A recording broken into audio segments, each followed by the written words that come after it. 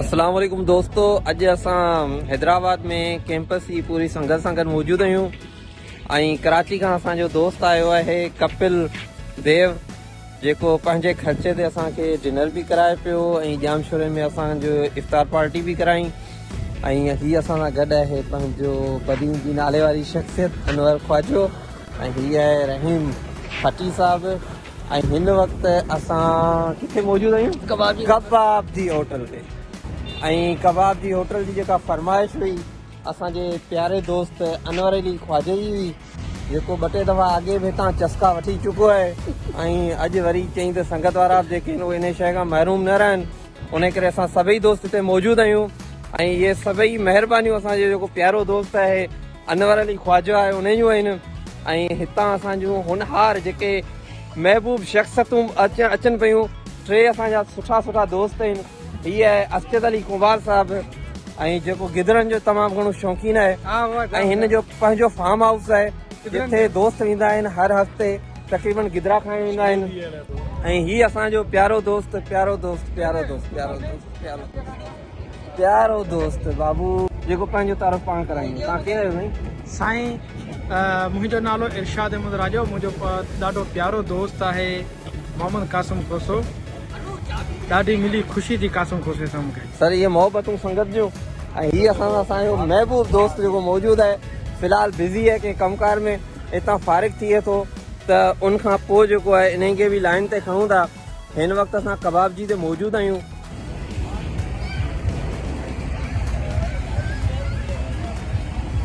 कबाब जी जेतिरी तारीफ़ असां अनवर ख्वाजे खां ॿुधी हुई, हिते अचण खां पोइ असांखे मालूम थियो त अनवर ख्वाजे जी जेका ॻाल्हि हुई उहा सच हुई।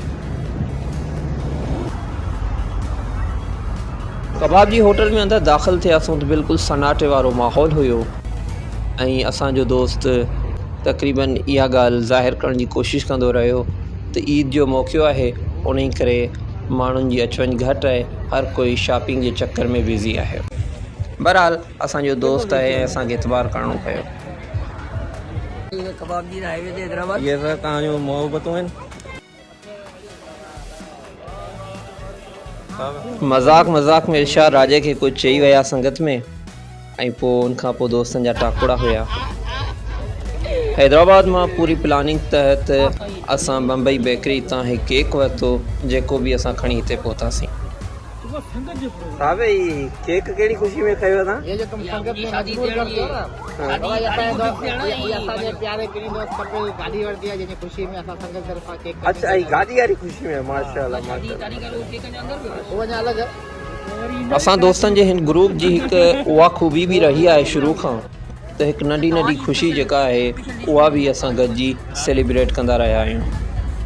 तो सर ये जो तुम संगत में मजबूर करते हो ना, तो उसका क्या मतलब? इनमें गाना गाना एडिटिंग उन ई दौरान मुंहिंजे प्यारे पुटु मोहम्मद मुंतज़म सां बि वीडियो कॉल ते ॻाल्हि ॿोल थी। हले वाह वाह, पापा मुंहिंजो अञा जागे पियो छा? मस्तियूं पियो करे? हुन खां पोइ ॾिसूं थोरी घणी रोला अखी करे पोइ वरी असीं निकिरूं था बदीन न। अञा मुंहिंजे ख़्याल में कलाकु ॾेढ लॻंदो।